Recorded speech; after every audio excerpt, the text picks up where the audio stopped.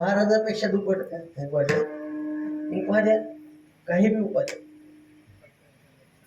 हो काही बी उपाध्या तुम्ही ऐकत आहात बहुश्रुत आहात बहुश्रुत आहात सगळ्यांच्या ठिकाणी उपाध्या आहे तुमच्या आमच्या ठिकाणी जोपर्यंत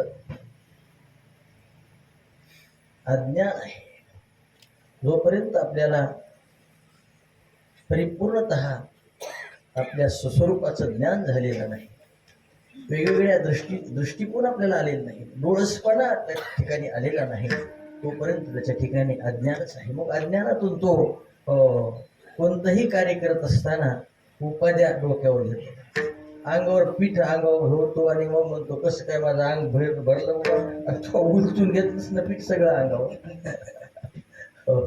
अशा उपाध्या संत म्हणतात उपाधी वेगळे तुम्ही निर्विकार काहीच संसार तुम्हा नाही काहीच संसार कुठल्याच प्रकारचा असणारा संसार देहरूपी संसार नाही जन्म मरण रूपी संसार नाही अहंकार रूपी संसार नाही हे संसार बाकी ही बायका पोरं हे काय संसाराचा विषय नाही हे कोणताच संसार नाही कोणत्याच उपाय नाही मरण आम्हाला नाही जन्म नाही देहही आमचा आहे तो कसा आहे उदास आहेत आणि देहावर उदास आहेत भक्तायशे जाणा आमच्या देहावर सुद्धा आमचा असणारा कुठल्याही प्रकारचा असणारा अहंकार नाही देहाच्या विरहित अशा प्रकारे आणि म्हणून आम्हाला कुठल्याच प्रकारचा अहंकार नाही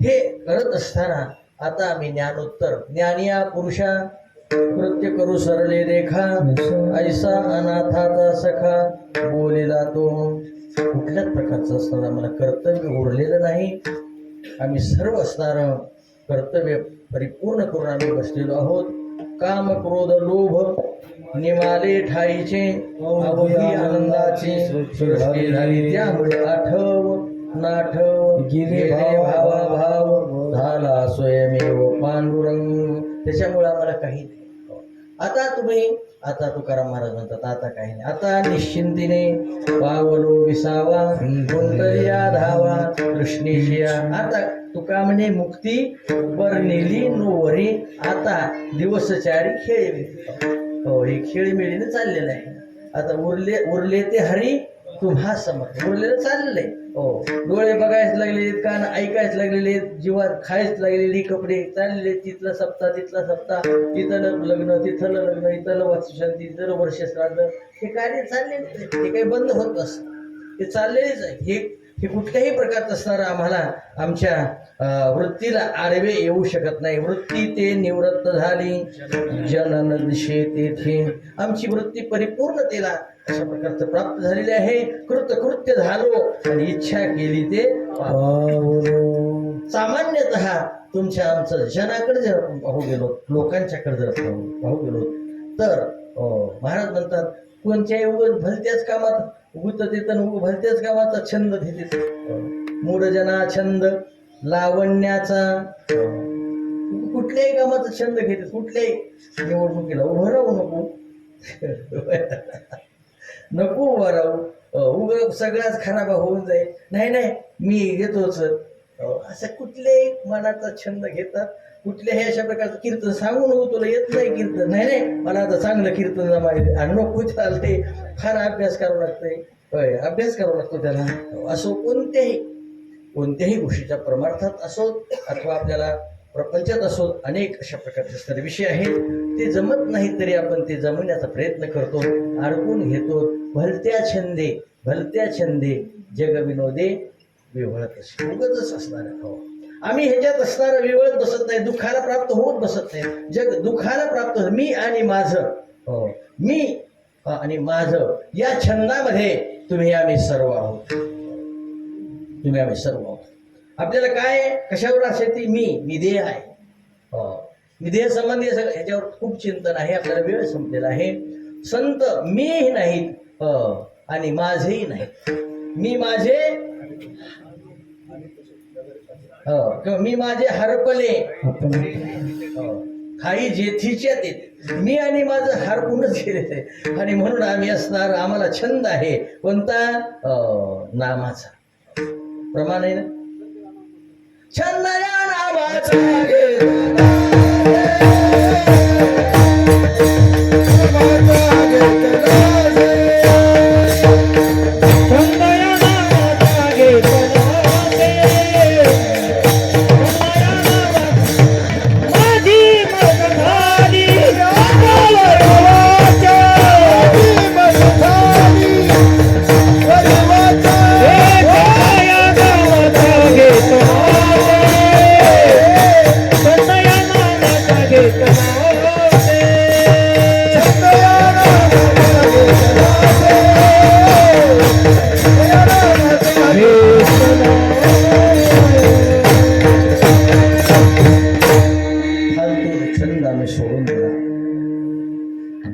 आम्हाला जी इच्छा होती ती इच्छा आमची पूर्ण झालेली आहे. आमच्या आईसाहेबाची इच्छा होती माझे पुत्ररत्न चांगले व्हावेत, नातरुंड पत्रुंड चांगले व्हावेत. ते छंद देवाने त्यांचा पूर्ण केला. महाराज भागवताचार्य सगळ्याच गोष्टी, नातरुंड परमेश्वर महाराज, बाकीचे नाहीत असं नाही बरं, बाकीचेही खूप ह्याच्यातलेच आहे सगळे, पण हे पुढे आलेले विशेष. अग्नी सर्व ठिकाणी आहे पण विशेष डबड्यामध्ये वाढल्यानंतर आहे. तसं ह्या असणाऱ्या कुटुंबामध्ये सर्वच अशा प्रकारचे सज्जन आहेत, संत आहेत. आईची आणि वडिलांची इच्छा, बापूचा मला चांगला परिचय होता, माझ्याबरोबर मला चांगलं त्यांनी समजावून सांगितलं. त्यांचा एक गटच होता मोठा, मला या ठिकाणी सांगायचं नाही. ते असा गट होता की असं काम करायचे की फक्त निष्ठेने वारी करायची, निष्ठेने भक्ती करायची.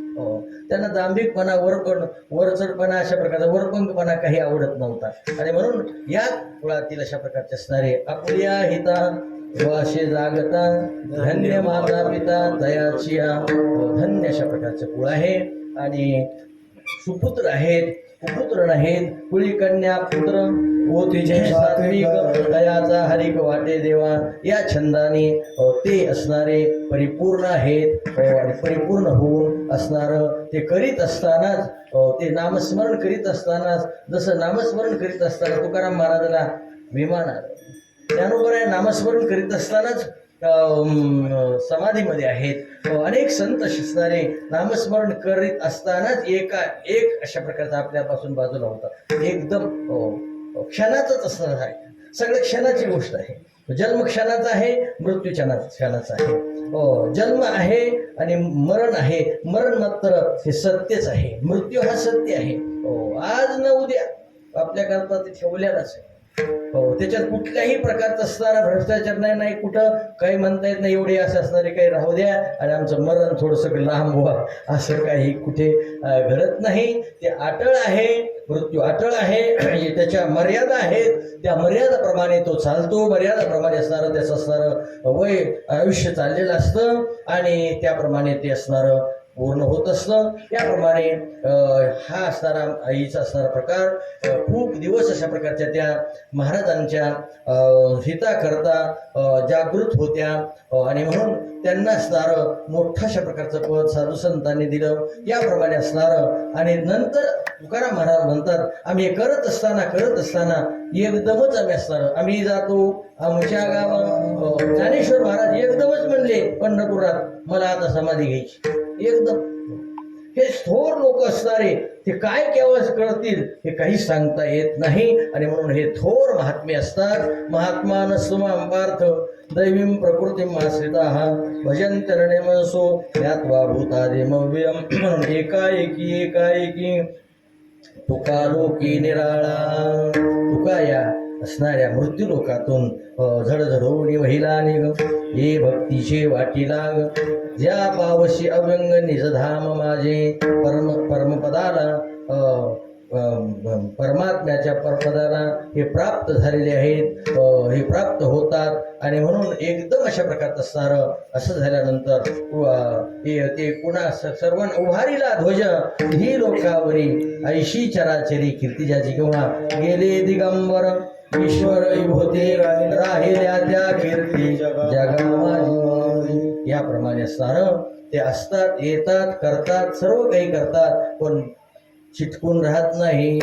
जसं एखादं ओलं नारळ आणि जसं एखादं वाळलेलं नारळ हे सर्वांना माहिती आहे. ते वाळलेल्या नारळासारखे त्यांचा खोबळा आपोआप अशा प्रकारचा निघतो. तुमचं आमचं नारळ म्हणजे ओलं, आणा उलथन, आणा मारतूर, आणा खिळा निघतच नाही. म्हणून याप्रमाणे आजचा हा कार्यक्रम खूप उशीर झालेला आहे. पुढे आणखी सर्वांच्या श्रद्धांजली व्हायच्या आहेत, सर्वांचा परिहार द्यायचा आहे आणि वेळ झालेला आहे. म्हणून आपण असणारी ही सेवा थोडी महाराज म्हणजे जास्त काही नाही, पण थोडा वेळ का होईना 2 शब्द तुम्ही बोला. हे काही म्हणणं साधू संतांच्या कृपाशीर्वादाने, भगवंताच्या कृपाशीर्वादाने, थोरा मोठ्यांच्या शब्दाच्या आशीर्वादाने हे असणारं कार्य चाललेलं आहे.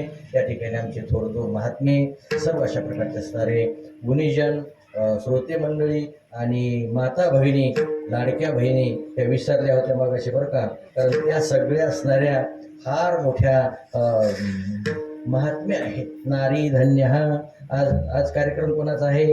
आईचा आहे. आईच्यावर अनेक प्रकारचे असणारे चिंतन आहे. या ठिकाणी आपल्याला बोलत बसायचं नाही, म्हणून त्या आपल्या असणाऱ्या फार मोठ्या फार मोठ्या पवित्र आहेत. 2 स्त्रिया अत्यंत पवित्र आहेत. एक आई आपली आणि एक पत्नी. ह्या 2 स्त्रिया अत्यंत महत्त्वाच्या आहेत. प्रत्येकाने आपल्या आईचं असणारं फार मोठं असणारं सेवा करायला पाहिजे, कारण तिच्यासारखं प्रेम दुसऱ्या कोणत्याच स्त्रीजवळ नाही. आपली पत्नी आहे. आपली पत्नी आपल्यावर जे प्रेम करते, आपल्यावर जे असणारं खायला प्यायला देते, सर्व सौंदर्याचं राखण करून आपल्यासाठी रात्रंदिवस काम करते, ती असणारी पत्नी आपल्याकरता आहे. आणि म्हणून हे असणारं सहकुटुंब गृहस्थाश्रम अत्यंत महत्त्वाचं आहे. याप्रमाणे असा असणारा हा कार्यक्रम या ठिकाणी आईचा आहे आणि म्हणून तो या ठिकाणी आपण त्यांना या सेवेच्या माध्यमामधून, या संप्रदायाच्या माध्यमामधून, या सगळ्या कुटुंबाच्या माध्यमामधून आपण त्यांना श्रद्धांजली वाहू. एक वेळेस मोठ्या प्रेमाने असणारं ज्ञानोबारायचं भजन घ्या. ज्ञानेश्वर